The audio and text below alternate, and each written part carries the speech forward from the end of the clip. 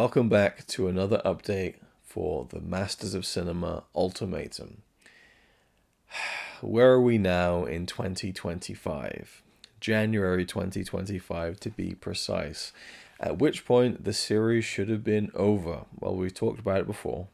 I'm going to talk about it again. This is another update on the series, and this should hopefully clear up the return of the series for you.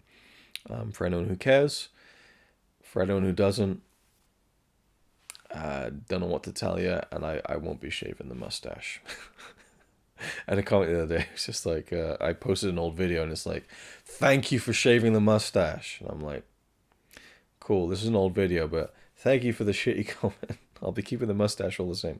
But a bit of housekeeping for anyone who is coming to this video first, I suppose. There are other videos out there, obviously, you go check them out. But the goal of this series was for 2024, the calendar year of 2024, to be the year that I tackle the whole MOC collection, the Eureka Masters of Cinema collection, which I have a complete collection of.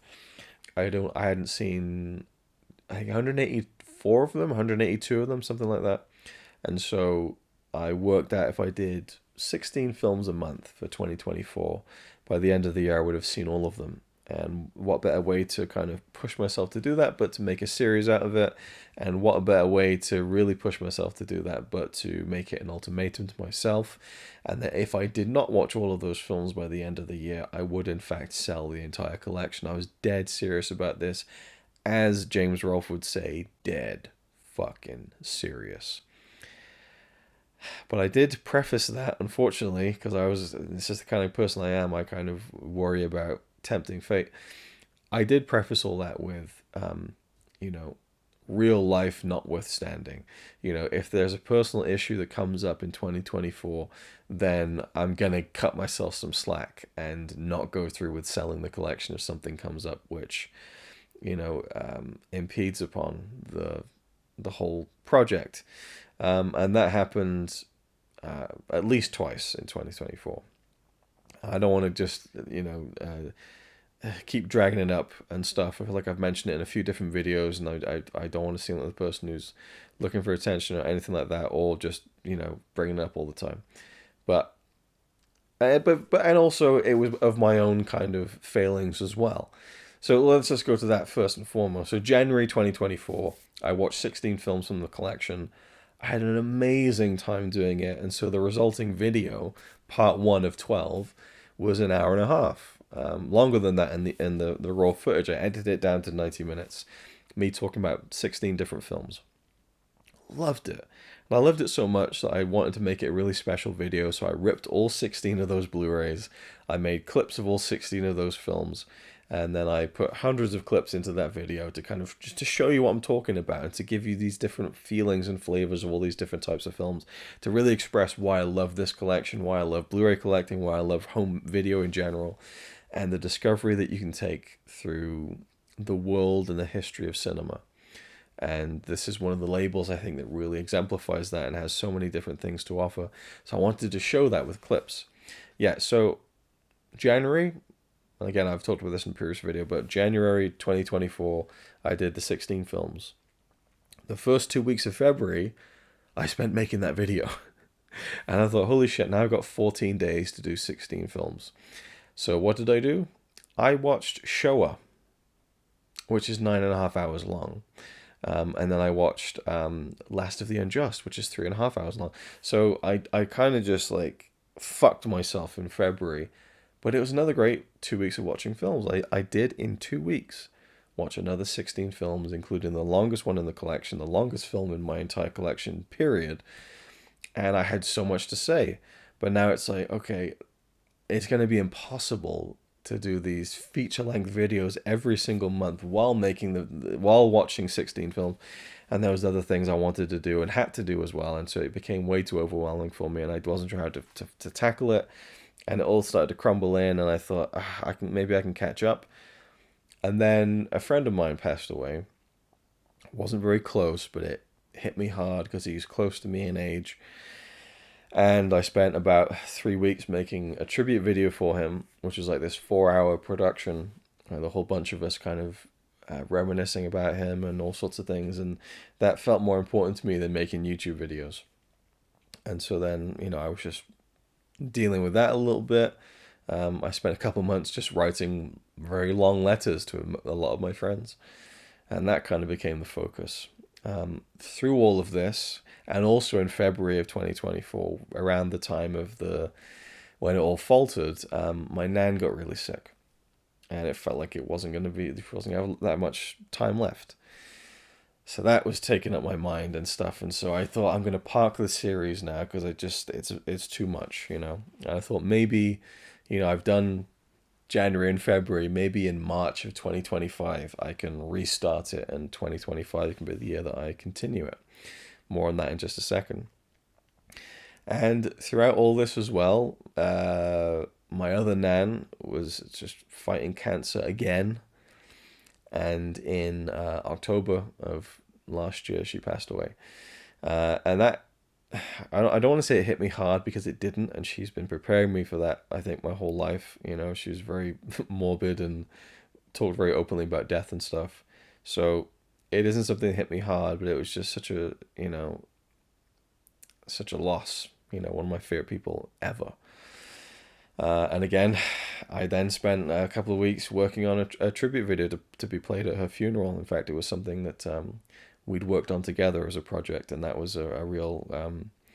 well, it was a special moment, but awful for me to watch at the funeral itself, because, I don't know, I have a thing about watching something I've made in front of lots of people. It just was very uncomfortable.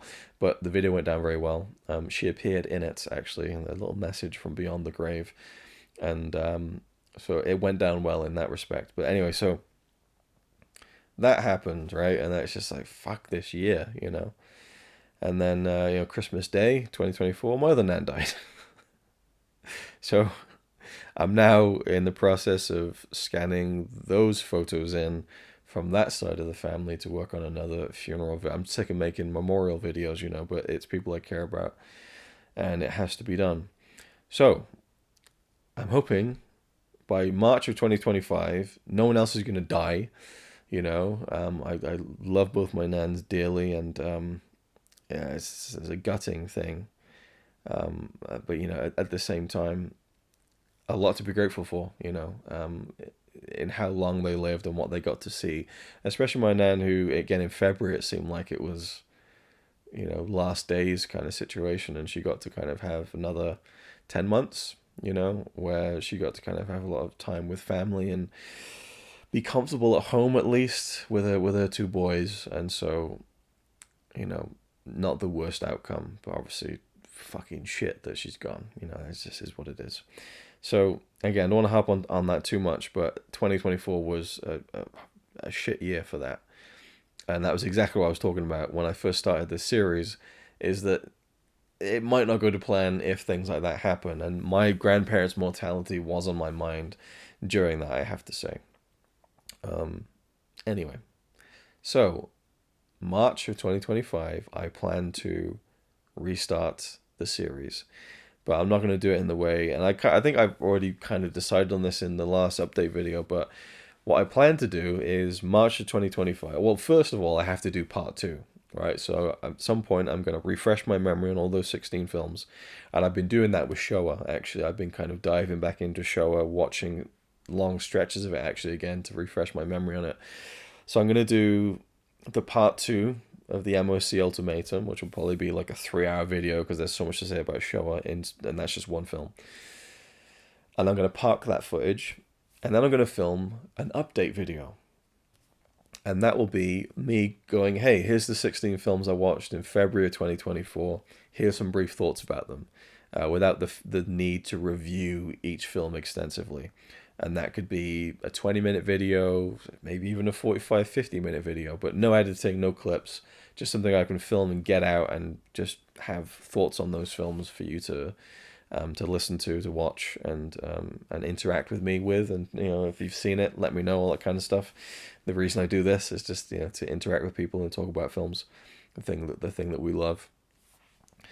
And then March 2025, I will start again, and I'll stick to the same kind of route, which is 16 films a month. And again, at the end of every month, I will film the long version, park it, and then I'll film the update version, which is a bit more brief, and upload it. So you can follow me along with the journey, hopefully throughout 2025. And as and when I can get to it, I will make the parts of the Masters of Cinema Ultimatum. At the end, I want to have a 12-part, mega series of like feature-length videos with all the clips, all the bells, and all the whistles, because it's a collection that means a lot to me, as a film collector, as a Blu-ray collector. And a lot of these, and how can you collect like 300 spine numbers and all this stuff? A lot of these are like gifts, Christmases, birthdays. Viewers have sent me a couple of them. Friends have helped me out and stuff. So, I feel like I owe it to those people who've helped build this collection with me to do something special to kind of commemorate watching all of them, and at the end of it saying I've seen all of them. And obviously this year, of course, we're getting more titles coming in, so I'll be watching those and talking about them in due course.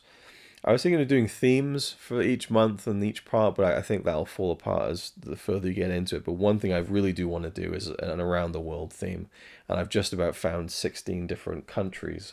So I'll probably do that first, maybe, because I'm really looking forward to that concept. I'll do that in March, and then freewheel it from there, I suppose. But anyway, that is my update on the Masters of Cinema Ultimatum. It will return. In the next couple of months, you'll see something. I've already clipped all the films for part 2. I spent a lot of time going through Showa. I've already talked about that. I'm pretty sure I've already mentioned that in the previous update video, but I think I have about 3.5 hours worth of clips from Showa somewhere. So maybe you'll see part 2, the big kind of production, around March. I don't know. But yeah, so that'll be coming at some point in 2025. So if that sort of thing interests you, I'm sure it does if you're watching or listening this far into the video, then look forward to it and enjoy. I'll see you then. He says he's really cool, but I think he's a tool. Even though I'm sure he's a quite nice guy, really. He's a quite nice guy, really.